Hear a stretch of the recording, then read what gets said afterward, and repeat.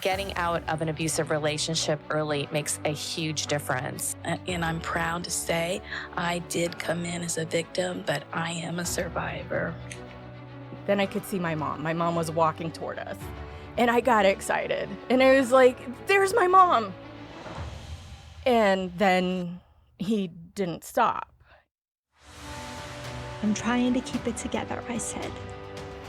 I gave in to the tears. And I hated that. It's not necessarily the easiest process. It's not necessarily the prettiest process, but it is the most effective process. Like, you can do this. I'm going to tell you 100% you can do this, and you're so worth it to do this. I'm sure losing any child is a real arrow through your heart, but you know, she was great. She was a friend and a family member and our daughter. It feels just as good the 10th time as it did the first time, to have one of your citizens that you're out there protecting walk up and tell you thank you. There is one thing stronger in me than fear, and that's my determination. I had a tough week. I'm going to share with you what happened. I learned this week how scared I am of protecting myself. Kind of ironic when I have already been a victim of a violent crime. Why should I be afraid to be prepared or even trained? I didn't plan for this episode to be an extension of my story. Honestly, I thought my story was already told in its entirety. When the anxiety, anticipation, and tears started to fall, I realized I wasn't done. And I quickly realized there must be other survivors who have gone through the same thing. I must shed light on this unknown scenario I found myself in. This is my story of how I overcame the fear of looking at a handgun, holding a handgun, hearing gunshots, and knowing it's my finger on the trigger, that it's okay. I need not be afraid to protect myself and others. 2 things I must mention before I begin. To hear other episodes, including episode 1 and 2, which are my story, visit www.ineedblue.net. In addition, you will find other survivor stories, interviews with law enforcement, all conducted in a supportive format. Second, I must share the trigger warning. Some episodes contain graphic content, including violence, abuse, murder, and may not be suitable to all listeners. Please seek help if needed. 2 weeks ago, my husband said there is an introduction to concealed carry class at a local family shooting center called Frog Bones. Would you like to go? I hesitated and said, okay. He signed us up for the class. A moment later, I said to myself, what have I done? Today's episode is emotional. It snuck up on me. My husband has asked me to shoot a gun in the past, several times. I would politely decline by saying, I'm not afraid of guns. I just don't want to shoot one. He owns a handgun. I'd never seen it, just the case it is stored in. I grew up around guns, all types of guns and rifles. My boys had airsoft guns. I would buy them for them. They were taught early on, especially from my dad, about gun safety. I think it's fair to say most military, law enforcement, and law-abiding citizens learn gun safety and training without experiencing a traumatic situation beforehand. Not me. I'm learning backwards. I'm a victim first, learning how to protect myself, versus someone learning to protect themselves to not become a victim. Victims come with an arsenal of trauma, some more than others, but we share the same fight to overcome it. I thought my internal struggles were over. It was a decade ago. I learned how to deal with triggers and thought I handled all of them. I was wrong. I committed to attend this class with my husband. Questions started to penetrate my mind, questions I had never asked myself. Why? I was never going to shoot a gun. I wasn't afraid of them. Right now, as I am telling you my story, my hands are sweaty and cold, and I'm trying to get through it. I could feel the anxiety, the apprehension that it might be an emotional trigger. I might find out I don't like holding a gun. What about the sound of a gun firing? How am I going to react? I knew these questions were being triggered from my experience of the past with being robbed at gunpoint and turning around to see a gun pointed at you, a gun that was close enough I could touch it.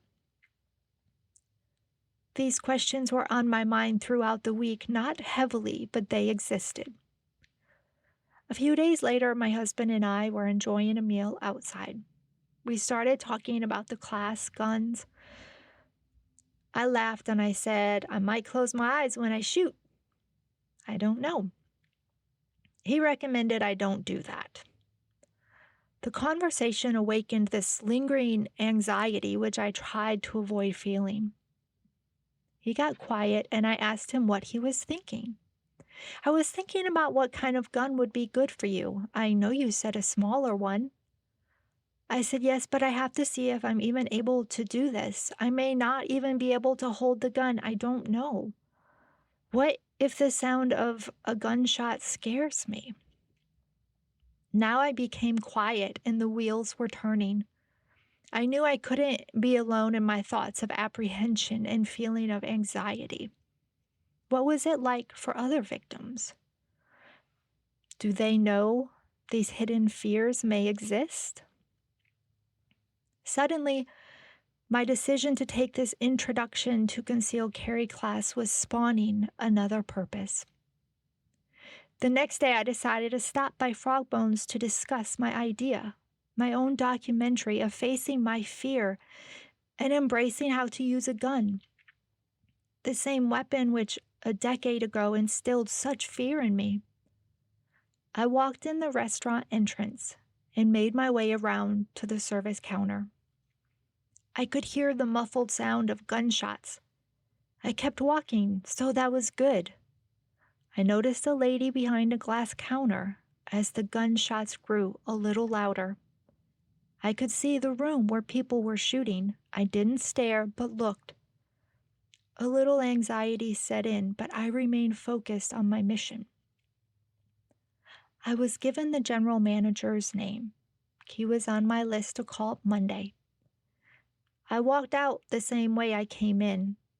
I was proud I could hear the gunshots in the distance and be okay. Would I be okay when the shots were right next to me?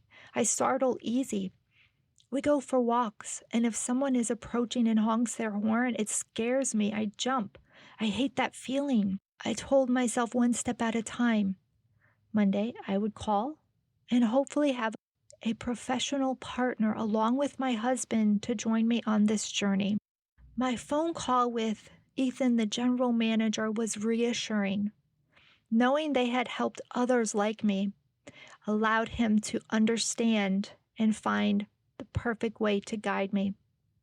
Rather than a class setting, which could be triggering, he recommended a private lesson.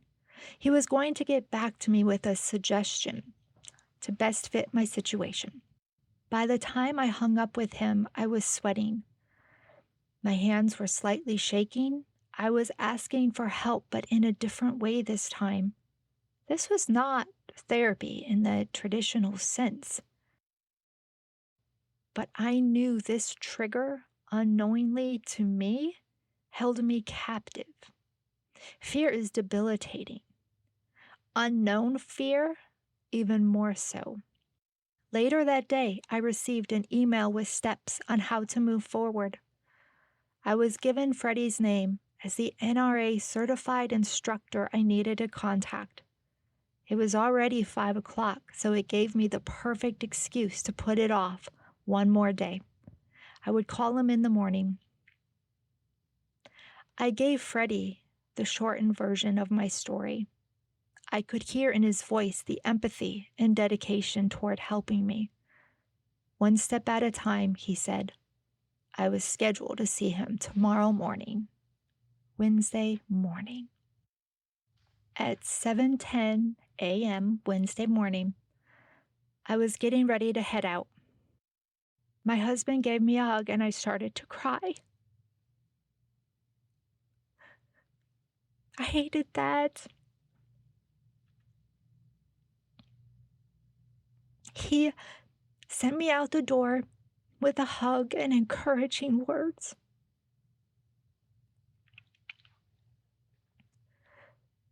I cried the whole way there. My stomach was in knots. I knew I needed to do this. And I knew sometimes the anticipation was worse than the actual event. Or so I hoped. I got there early and sat in my car trying to get it together. I forgot my sunglasses, so I couldn't disguise my eyes. Freddie and I met in the parking lot. How are you? He asked. I'm trying to keep it together, I said. I gave in to the tears, and I hated that. Again, I was in a position where I didn't recognize myself. I wanted to hide my eyes, hide the weakness I was feeling. As I walked the flight of steps to the classroom, I was overwhelmed with emotions. He reassured me with his words, "We will take it slow. Make sure you are comfortable. You are going to experience all kinds of emotions, and it's okay." He seemed to understand. "Tell me about yourself," he spoke. I shared my story with more detail.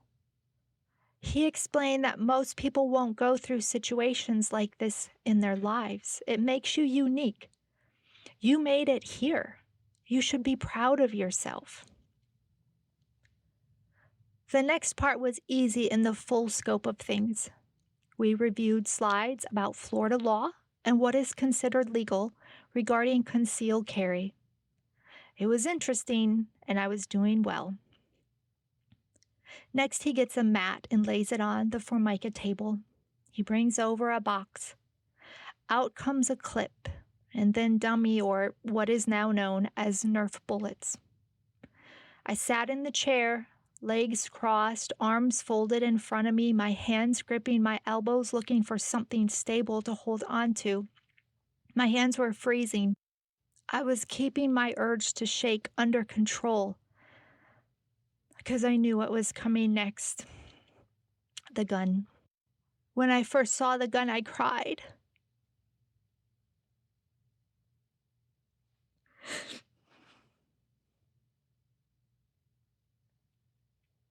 I'm sorry. I lowered my head to hide. The liquid drops sliding down my cheeks. It's okay. I want you to remember it's just metal and plastic. It can't hurt you, Freddie said. This is what is going to help you protect yourself and others. I glanced up at the gun.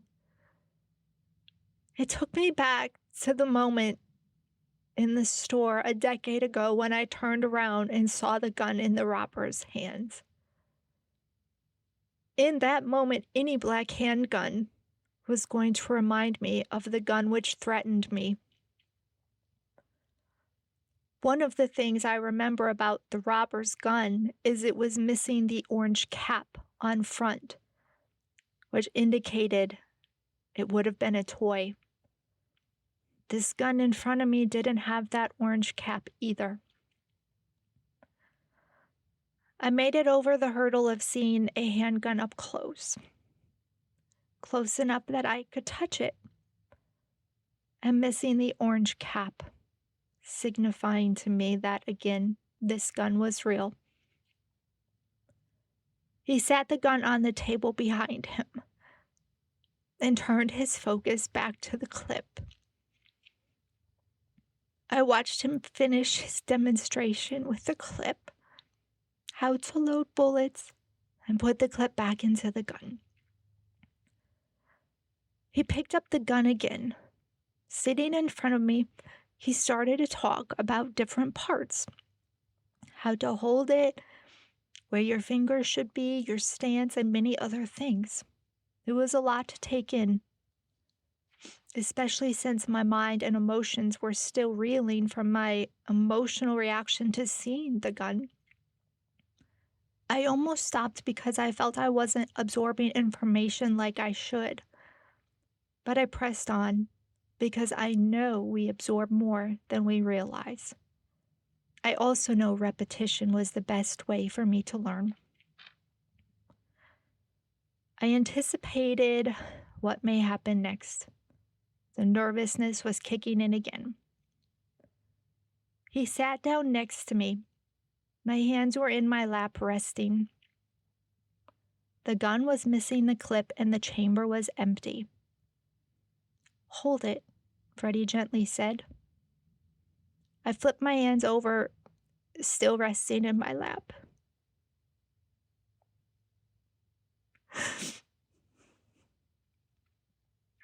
He gently placed the gun in my hand.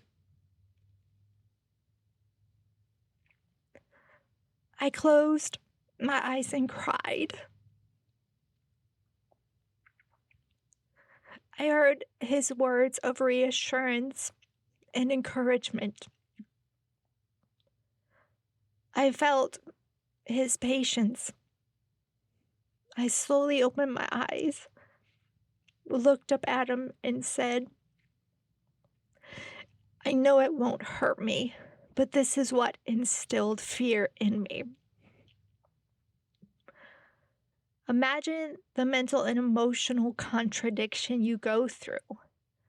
I believe people hurt people. I never blamed the gun. That is not my belief before or after the robbery. Well, I don't blame the gun. It has a total hold on me, even a decade later. I didn't expect this. When do you hear confront the weapon? I guess I just did. I was able to touch it, hold it. We stood up. He wanted me to make a stance. I did. We practiced how to hold it, finger placement, cocked it. There is a process through repetition and practice. Through that, it becomes easier. This was a start. With the chamber empty, I put my finger on the trigger and pulled. Through the anticipation, anxiety, uncertainty, and tears, I made it this far.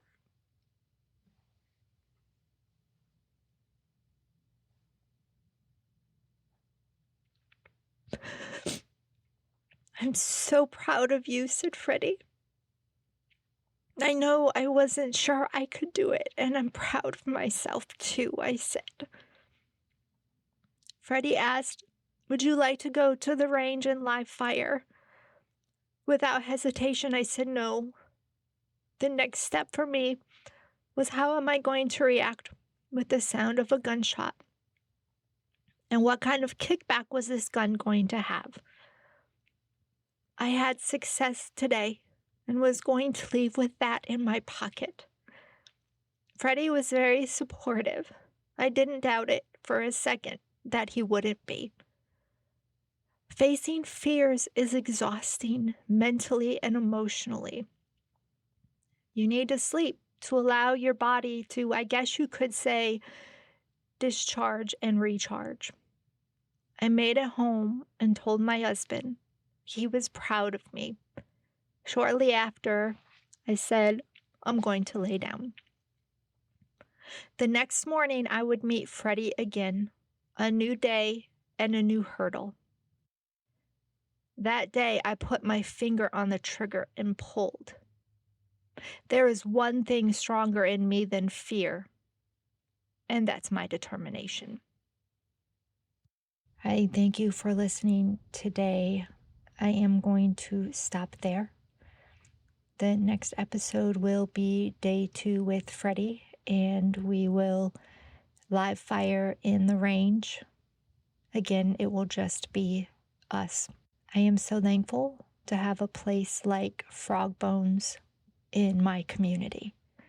And I'm very thankful for instructors such as Freddie. I couldn't have done it without you. As always, thank you for listening to I Need Blue. We can be found on our website, www.ineedblue.net, on Facebook, Instagram, and other podcast platforms. Remember, you are stronger than you think.